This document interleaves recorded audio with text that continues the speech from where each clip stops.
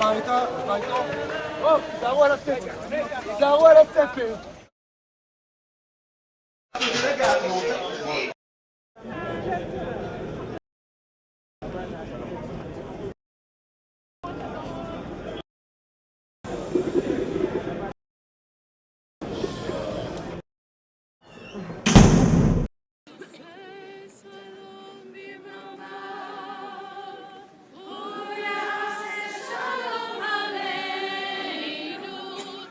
Once a month, a group of women of all denominations assembled together at the Western Wall, HaKotel HaMa'aravi, one of the holiest places in the world for the Jewish people, to hold a unique prayer service.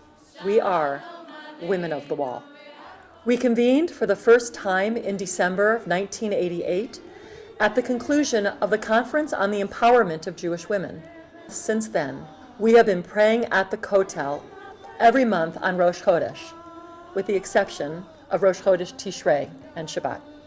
I'm very proud of the fact that it's a pluralistic group, that includes conservative, reform, reconstructionist, Orthodox. Our sole aim is to let the women of the Jewish world be part of the religious practice as they see fit at the holiest site for the Jewish people, the Western Wall, HaKotel HaMa'aravi. Our mission is to achieve social, legal, and religious equality at the Western Wall. The Western Wall is the only remaining wall left of the Second Temple and is Judaism's most sacred holy site and the principal symbol of Jewish peoplehood and Jewish sovereignty. After the Six-Day War of 1967, for the first time since the destruction of the Temple, Jews had free access and freedom of practice at the Western Wall. Over time, many new customs, religious and non-religious, have been introduced at the wall. Bar Mitzvah Celebrations, the opening ceremony of Yom HaZikaron, Israeli fallen soldiers and victims of terrorism Remembrance Day, solemn swearing-in ceremonies for elite units of the Israel Defense Forces, and others. The Kotel is largely regarded as an ultra-Orthodox synagogue.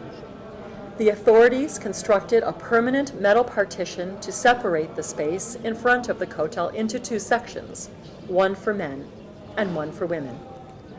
Rules for prayer and conduct at the holy site were created and applied under the jurisdiction of the Minister of Religious Affairs. The men's section of the Western Wall, which was larger than the women's section to begin with, has continued to expand over the years at the expense of the women's side. Currently, the men's section takes up 3/4 of the space available. Both sections have prayer books, but only the men's section has Torah scrolls for public use. Not all the public, though, only the men.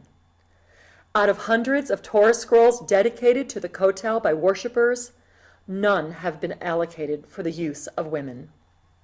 In this new Kotel, rebranded by the Ministry of Religious Affairs, women are not allowed to pray out loud, adorn a talit, or read from the Torah, and girls from the young age of 6 are given a shmata, a piece of cloth, to cover any bare part of their body. Shalom, I'm Anat Hoffman. I'm the chair of the Women of the Wall. If you're wondering, what can I do to support us? The first thing you should do is like us on Facebook, read in our website what we're doing. It's very famous. It's in every Jewish calendar when there is Rosh Chodesh. Come to Israel on the day of Rosh Chodesh and join us. Buy our Siddur. It's the first Siddur for Rosh Chodesh, and we actually agreed on the text, and we come from all denominations. Buy the Women of the Wall Talit. Wear your support for Women of the Wall.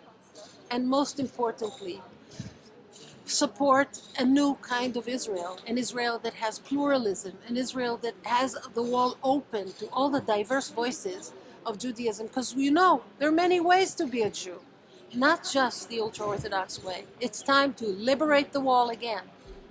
Shema Yisrael, lechol am Yisrael.